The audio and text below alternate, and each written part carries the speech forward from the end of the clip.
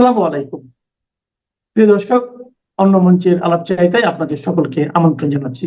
লীগের নীরব বিপ্লব, no vote no vote campaign কেন সফল? দর্শক, অবশেষে বহুল আলোচিত এবং সমালোচিত সেই ভোট গ্রহণ শেষ হলো। এখন চলছে ভোট গণনা।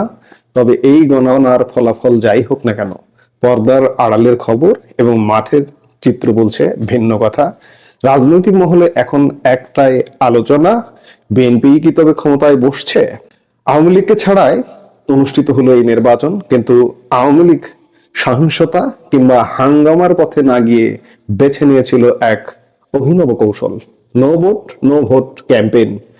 আমাদের রাজনৈতিক ইতিহাস পর্যালোচনা করলে দেখা গেছে যে বড় কোনো রাজনৈতিক দল নির্বাচনে না থাকলে সহিংসতা অনিবার্য হয়ে ওঠে, কিন্তু এবার আওয়ামী লীগ এক অন্যরকম ম্যাচুরিটি বা রাজনৈতিক পরিপক্কতা দেখিয়েছে। তারা নির্বাচন বানচাল করতে পেট্রোল বোমা কিংবা জ্বালাও পোড়াইয়ের পথে হাঁটেনি, বরং তারা শান্তিপূর্ণভাবে সাধারণ মানুষকে ভোট বর্জনের আহ্বান জানিয়েছে। তাদের স্লোগান ছিল পরিষ্কার, নৌকা নেই তাই ভোটও নেই। এই শান্তিপূর্ণ অবস্থান শুধু দেশের মানুষের কাছেই নয়, আন্তর্জাতিক মহলেও একটি ইতিবাচক বার্তা দিয়েছে। আওয়ামী লীগ প্রমাণ করেছে তারা সহিংসতা ছাড়াই মাঠের রাজনীতি নিয়ন্ত্রণ করার ক্ষমতা রাখে। এই শান্তির পথ বেছে নেওয়ায় তারা জনমনে এবং রাজনৈতিক বিশ্লেষকদের কাছে অবশ্যই একটি ধন্যবাদ দাবিদার। এখন প্রশ্ন হলো, এই ক্যাম্পেইন কতটা সফল? মাঠ পর্যায়ের তথ্য বলছে এই ক্যাম্পেইন শুধু আওয়ামী লীগের নেতাকর্মীদের মধ্যেই সীমাবদ্ধ থাকেনি, বরং সাধারণ মানুষের মধ্যেও এর ব্যাপক প্রভাব পড়েছে। আওয়ামী লীগের আহ্বানে সাড়া দিয়ে বিপুল সংখ্যক ভোটার ভোট কেন্দ্রে যাওয়া থেকে বিরত থেকেছেন। যে কোনো নির্বাচনে ভোটার উপস্থিতি হলো সেই নির্বাচনের গ্রহণযোগ্যতার মাপকাঠি। যখন দেশের বড় একটি অংশ ভোট বর্জন করে, তখন সেই নির্বাচনের নৈতিক ভিত্তি দুর্বল হয়ে পড়ে। আওয়ামী লীগের এই নীরব প্রতিবাদ আসলে সরকারের জন্য এক বড় চ্যালেঞ্জ তৈরি করেছে। তারা সহিংসতা না করে নির্বাচনের বৈধতা নিয়ে প্রশ্ন তোলার সুযোগ তৈরি করে দিয়েছে। আমরা গত 1.5 বছর যাবত বিভিন্ন জরিপ আমাদের সামনে বাংলাদেশি গণমাধ্যমের মাধ্যম দিয়ে হাজির করা হতো। আওয়ামী লীগ নেই, আওয়ামী লীগ শেষ হয়ে গেছে, আওয়ামী লীগের ভোট নেই। দেখিয়ে দিল আওয়ামী লীগের ভোট আছে কি নেই এবারের এই ত্রয়োদশ জাতীয় সংসদ নির্বাচন। এবার আসি সবচেয়ে বিতর্কিত বিষয়ে, ভোটের কাস্টিং পার্সেন্টেজে। সরকার বা নির্বাচন কমিশন হয়তো চূড়ান্ত পরিসংখ্যানে একটি সুবিধাজনক সংখ্যা দেখানোর চেষ্টা করবে, কিন্তু মাঠ পর্যায় থেকে বিভিন্ন গণমাধ্যম এবং স্বতন্ত্র পর্যবেক্ষকদের মতে প্রকৃত ভোটের হার 25 থেকে 30% বেশি হওয়ার সম্ভাবনা খুবই কম। এখন প্রশ্ন আসতে পারে যে কেন এই কম উপস্থিতি? আওয়ামী লীগ নির্বাচনে না থাকায় প্রতিদ্বন্দ্বিতার অভাব ছিল। সাধারণ মানুষ মনে করেছে তাদের ভোটের কোনো মূল্য নেই। আওয়ামী লীগের নো ভোট ক্যাম্পেইন সাধারণ ভোটারদের ঘরে থাকতে উৎসাহিত করেছে।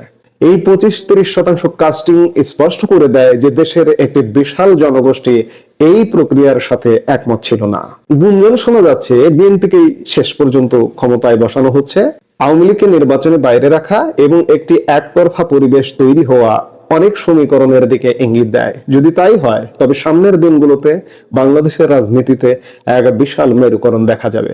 তবে মনে রাখতে হবে, জনগণের বড় অংশকে বাইরে রেখে দীর্ঘমেয়াদে স্থিতিশীলতা আনা কঠিন। আওয়ামী লীগ যেভাবে শান্তিপূর্ণভাবে নিজেদের শক্তি প্রদর্শন করলো, তাতে ভবিষ্যতে তাদের উপেক্ষা করা যে কোনো সরকারের জন্যই কঠিন হবে। আওয়ামী লীগ সহিংসতায় না গিয়ে ধৈর্য দেখিয়েছে, এটি তাদের একটি দীর্ঘমেয়াদী কৌশল হতে পারে। এর মাধ্যমে তারা আন্তর্জাতিক মহলে প্রমাণ করতে চাইছে যে তারা শান্তিপ্রিয় দল এবং তাদের ছাড়া নির্বাচন অংশগ্রহণমূলক হয় না। যখন একজন ভোটার ভোট দিতে যান না, তখন তিনি আসলে বর্তমান ব্যবস্থার প্রতি অনাস্থা প্রকাশ করেন। এই 25-30% ভোট কাস্টিং এটাই প্রমাণ করে যে সাধারণ মানুষের একটি বড় অংশ মূলধারার রাজনীতির বাইরে চলে যাচ্ছে, যা ভবিষ্যতে সিভিল সোসাইটি মুভমেন্টের জন্ম দিতে পারে। বিএনপি যদি ক্ষমতায় বসে, তবে তাদের প্রথম এবং প্রধান চ্যালেঞ্জ হবে এই বিশাল বর্জনকারী জনতাকে শান্ত করা এবং অর্থনীতি পুনরুদ্ধার করা। আওয়ামী লীগের এই শান্তিপূর্ণ ক্যাম্পেইন আসলে নতুন সরকারের জন্য একটি মৌন প্রেসার গ্রুপ হিসেবে কাজ করবে।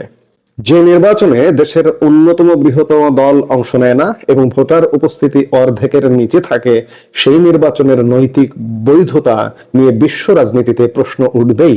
এটি দেশের বৈদেশিক বাণিজ্য এবং কূটনীতিতে প্রভাব ফেলতে পারে আমরা কয়েক ঘন্টার আগে একটা ভিডিওতে এই বিষয়ে আলাপ করেছি। কাজেই দিন শেষে যে নির্বাচনটি হলো সেই নির্বাচনটি আসলে আওয়ামী লীগের পক্ষে, আওয়ামী লীগের বিজয়ে। আওয়ামী লীগের ভাই বোনরা কি মনে করছেন যে আওয়ামী লীগ শেষ হয়ে গেছে, আওয়ামী লীগ হেরে গেছে? আপনাদের আজকে আর একবার উৎসাহিত হবার দিন, পুনরুজ্জীবিত হবার দিন। কারণ আওয়ামী লীগ ছাড়া নির্বাচন বাংলাদেশের জনগণ দেখিয়ে দিয়েছে যে আওয়ামী লীগ ছাড়া বাংলাদেশের নির্বাচন সম্ভব নয়, এবং আওয়ামী লীগ ছাড়া নির্বাচন মানে বাংলাদেশ কিন্তু শান্ত হলো না। আমি বরাবরই একটি কথা বলে আসছি যে নির্বাচন হয়ে যাচ্ছে তো কি হয়েছে, নির্বাচন হয়ে যে সরকারটা আসবে সেই সরকারটা সাস্টেন করতে হলেও তো ভোটের পার্সেন্টেজ লাগে। 30% ভোট যদি হয় বা এটা সরকার যদি বেশিও দেখায় তাতেও কিন্তু কোনো যায় আসে না। মাঠের অবস্থা তো সেরকম। আমাদের কাছে সারা বাংলাদেশের বিভিন্ন নথিপত্র আছে, আমরা সরকারি বেসরকারি নথিপত্রের আলোকেই বলছি কথাগুলো, যে ভোট কাস্টিং ম্যাক্সিমাম 30%-এর বেশি হবে না। বাংলাদেশের ইতিহাসে কম ভোট কাস্টিং এর একটি ভোট হয়ে থাকলো আজকের ভোটটি। এখন আসি যে আজকে একই সাথে গণভোট অনুষ্ঠিত হয়েছে, এবং এই গণভোটটাও সরকার যদি এটাকে ইঞ্জিনিয়ারিং না করে বা ইঞ্জিনিয়ারিং করার সুযোগ না পায়, গণভোটেও আমি বিশ্বাস করছি যে না জয়যুক্ত হচ্ছে। বাংলাদেশের ইতিহাসে এই প্রথম কোন গণভোটে হয়তো না জয়যুক্ত হবে। বাংলাদেশে এর আগে 3টি গণভোট অনুষ্ঠিত হয়েছে, প্রেসিডেন্ট জিয়াউর রহমানের আমলে, প্রেসিডেন্ট এরশাদের আমলে এবং 1991 সালে প্রধানমন্ত্রী বেগম খালেদা জিয়ার আমলে। 3টি গণভোটে হ্যাঁ জয়যুক্ত হয়েছে বিপুল ভোটে। কিন্তু এবার হয়তো একটা নজিরবিহীন ইতিহাস ঘটে যাবে। এখন দেখার বিষয় যে কি ঘটছে। আমরা এখন নিশ্চয়ই ফলাফলের অপেক্ষা করব। আওয়ামী লীগের হারাবার কিছু নেই। আওয়ামী লীগের নো ভোট ক্যাম্পেইন শতভাগ সফল হয়েছে। এই সাফল্যকে বেস করে আওয়ামী লীগ সামনে এগিয়ে যাবে। কাজেই হারাবার কিছু নেই, আওয়ামী লীগের জয় হয়েছে, এবং আওয়ামী লীগের জয় হলে ভবিষ্যতেও বাংলাদেশের জয় হবে।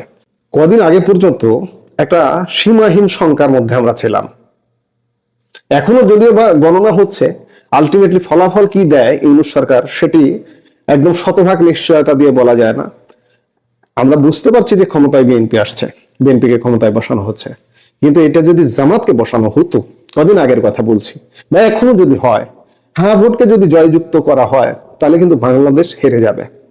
আমরা বিশ্বাস করি যে বাংলাদেশ হারছে না, এই আশাবাদ নিয়ে আমরা ভোটের ফলাফল। নির্বাচন নিয়ে নানান ধরনের বিশ্লেষণ হচ্ছে, খুবই স্বাভাবিক। কিন্তু যাদেরকে আমরা বুদ্ধিজীবী হিসেবে মনে করি এই সমাজ, এই রাষ্ট্রের, যাদেরকে আমরা অনেক ভালো বিশ্লেষক হিসেবে মনে করি, তাদেরকেও আমরা দেখছি যে পার্শিয়ালি কথা বলছেন। পুরো ভোটের চিত্রটি তারা সামনে নিয়ে আসতে যেন বেশ খানিকটা সংকোচ বোধ করছেন।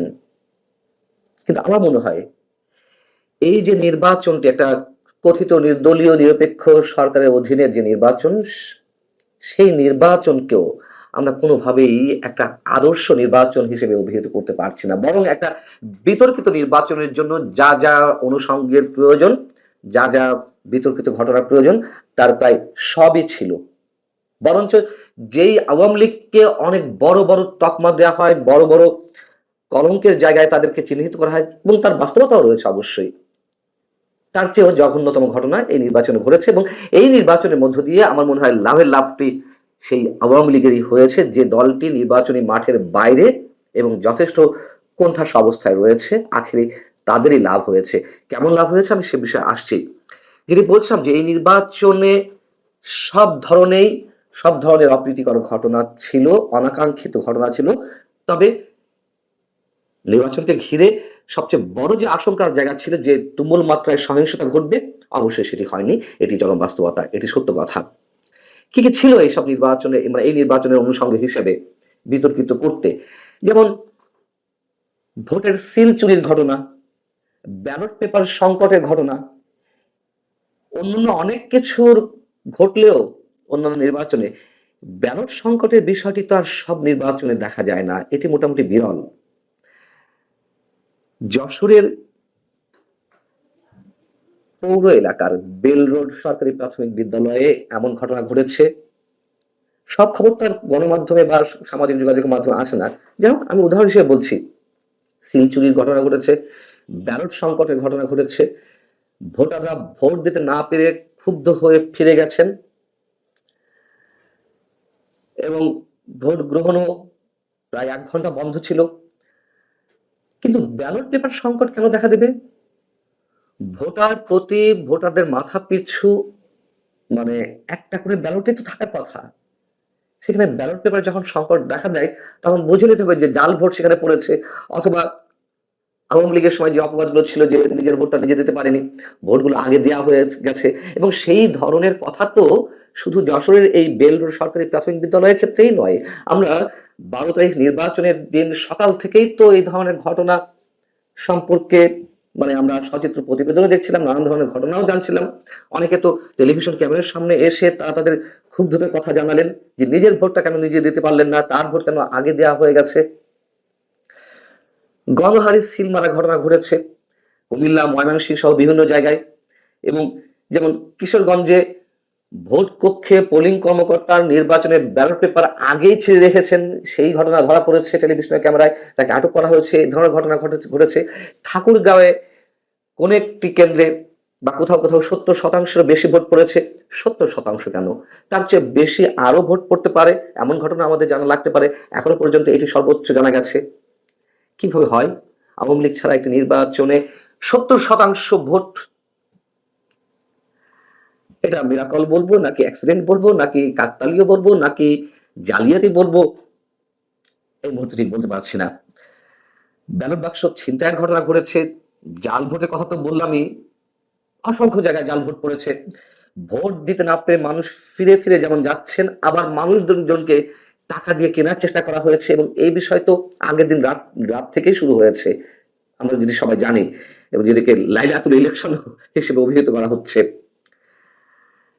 এবং এই যে সো কল্ড ঐতিহাসিক নির্বাচন, সেই নির্বাচনে নিঃসন্দেহে একটি ভালো দিক সংযোজিত হয়েছিল, যদিও সেই ভালো দিকের মর্ম কতটুকু রাখা গেছে তা নিয়ে এর মধ্যে প্রশ্ন উঠেছে।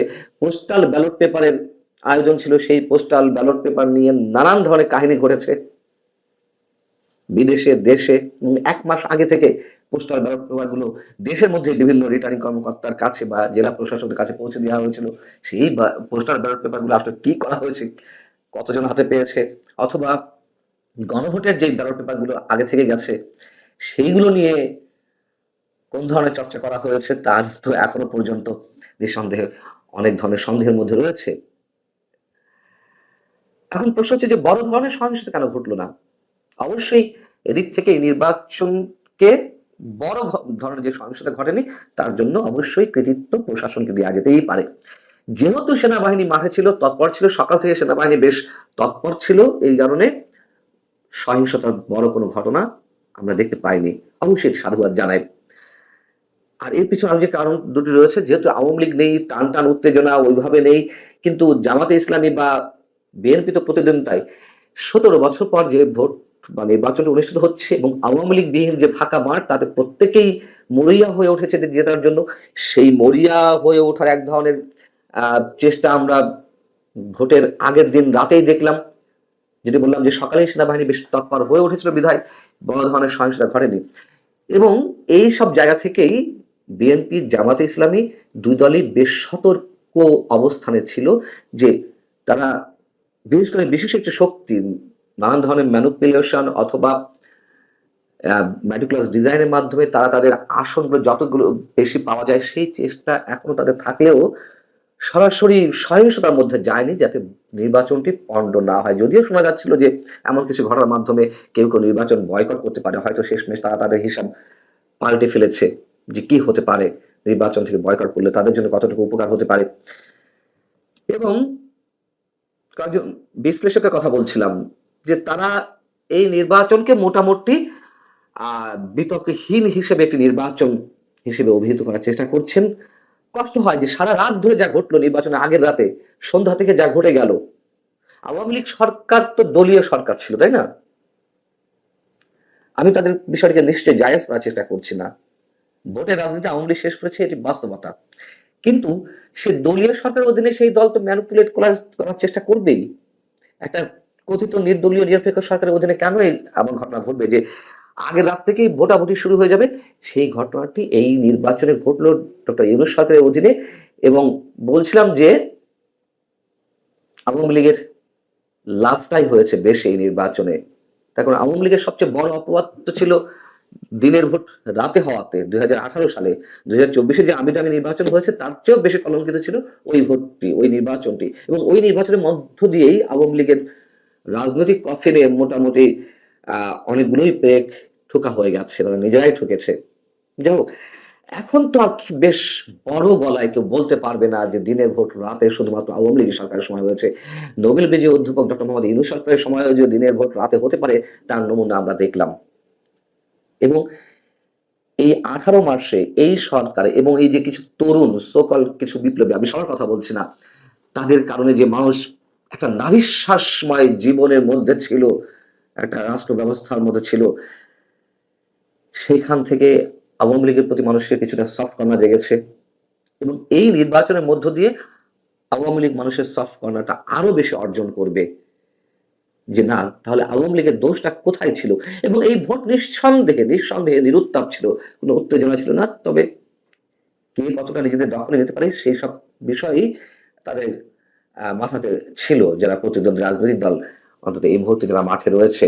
এবং সবচেয়ে বড় অবাক করার বিষয়, রাতে যে ঘটনাগুলো ঘটলো আমরা দেশের গণমাধ্যমগুলোতে একেবারে দুই একটি ছাড়া আর কোনো গণমাধ্যমে তেমন কোনো কিছুই দেখলাম না। এবং ওই দুই একটি তো হাতে গোনা দুই একটি রিপোর্ট। কি আশ্চর্য বিষয়!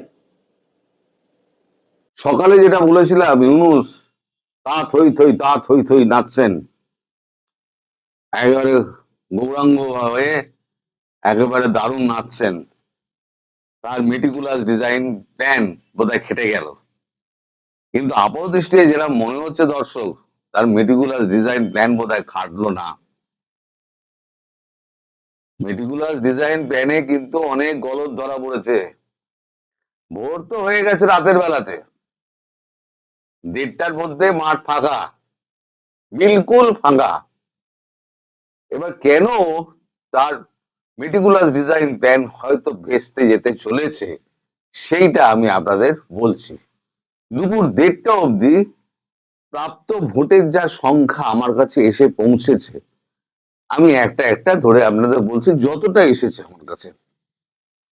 দেখুন, আপনার সকালবেলা 8টা থেকে 4টে অবধি ভোট, সর্বোচ্চ যদি লাইন বেশি হয় তাহলে 4:30 অবধি হবে। 8টায় ভোট শুরু হয়েছে, অফিসিয়াল ভোট যাকে বলে 8টায় শুরু হয়েছে।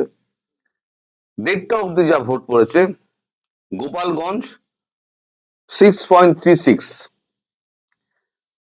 ফরিদপুর 12.7, জামালপুর 16.75, মুন্সিগঞ্জ 13.3, ঢাকা 21.1, নারায়ণগঞ্জ 23.7, কেরানীগঞ্জ 26.05, ময়মনসিংহ 18.05, টাঙ্গাইল 26.08। এই হচ্ছে 1:30টা অবধি ভোটের সংখ্যা। তাই সরকার কি ভেবেছিল? সরকার ভেবেছিল ভোটটাকে, আমি আগেও আপনাদের বলেছি, 53 থেকে 55% দেখানো হবে। তাহলে ভোটটা হলো কি, আওয়ামী লীগ আসেনি, 50%-এর ভোট, বেশি ভোট আমাদের হাতে চলে এসছে, ফলে এই ভোট বৈধ। কিন্তু 1:30টার পর আপনারা সর্বত্র খবর নিয়ে নিন, দেখবেন মাঠ বিলকুল ফাঁকা, কোনো ভোটার নেই। আমার কাছে বিভিন্ন ধরনের ছবি এসছে, সেই ছবিগুলোকে আমি দেখেছি, আমি নানান লোকের সঙ্গে কথা বলেছি। কথা বলার পর এই চূড়ান্ত সিদ্ধান্ত উপনীত হয়েছি যে মেটিকুলাস ডিজাইন বোধহয় আর খাটলো না। এরপর আমাদের ইউনূস সাহেব তিনি বেশ ঘাবড়ে যান, ঘাবড়ে গিয়ে তিনি এখন একটা মিটিং এ বসেছেন। এখন নয়, মিটিং বসেছে অনেক আগে। সেখানে সেনাপ্রধান ছিলেন, তিনি তো মুখ্য লোক, সেনাপ্রধান ছিলেন। আচ্ছা, সেনাপ্রধানের মধ্যে আবার দুটো ভাগ হয়ে গেছে, একটা হচ্ছে জামাতের পক্ষে আর একটা বলেছে যে আমরা এইভাবে আমাদের সেনাবাহিনীর মুখ পড়াবো না। ফলে আড়াআড়ি দুটো ভাগ হয়ে গিয়েছে, যার জন্য পুরো সেনা কিন্তু মাঠে নামেনি। সেটা আপনারা হালও ক্লিয়ার দেখলেই বুঝতে পারছেন যে পুরো সেনা মাঠে নামলে হয়তো অন্য চিত্র হতো। তো সেনাপ্রধান গেছিলেন, বিএনপির একজন নেতা গেছিলেন, ভারী নেতা, জামাতের একজন নেতা গেছিলেন, ছিলেন উপদেষ্টা শুকনো মুখে, আর 5 জন প্রধান উপদেষ্টা সহ আরো 5 জন, মানে প্রধান উপদেষ্টা প্লাস আরো 5 জন, মোট 6 জন উপদেষ্টা, 2 জন হচ্ছে বিএনপি জামাত, একজন হচ্ছে সেনাপ্রধান। রুদ্ধদ্বার মিটিং হয় কি করে এই প্ল্যান থেকে বেরিয়ে আসা যায়, কত রকম ভাবে সাজানো যেতে পারে। কিন্তু নানান হিসেব টিসেব কষে দেখা গেছে যে কোনো মতে 45 হয়তো পৌঁছাতে পারে। আপনি মাছ চুরি করতে পারেন, কুকুর তো আর চুরি করতে পারবেন না। একটা হিসেব তো আপনাকে দেখাতে হবে, যতই চুরি করুক। এখন এই যে ব্যাপকভাবে আওয়ামী লীগ ভোট দিতে যায়নি, বিএনপির কিছু লোক আছেন যারা ভোট দিতে যাননি, যারা ভয় পেয়েছেন ভোট দিতে যাননি, তারা যেরকম আছে একটা পুরো একটা ব্লক একেবারে ভোট থেকে অফ হয়ে গিয়েছে। ফলে প্রায় আপনার 55 থেকে 57 বা 60% ভোট আপনার হাওয়া হয়ে গেছে। এবার এই অবস্থায় যদি 40%-এর আশেপাশে যদি ভোট দেখানো হয়, তাহলে কি কোনো ভোট মান্যতা পাবে? একই তো হচ্ছে আওয়ামী লীগের এই অবস্থা। দ্বিতীয় হচ্ছে এই ভোটের পার্সেন্টেজ যদি এই জায়গায় গিয়ে দাঁড়ায়, তাহলে পরে এখন কি হবে? এবার আপনাদের আর একটা খবর দিই, সেটা হচ্ছে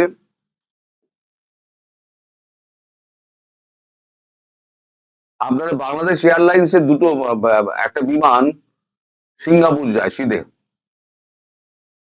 রোজ একটা বা সপ্তাহে কয়েকদিন বোধহয় নির্দিষ্ট টাইমে সেই বিমানটা যায়।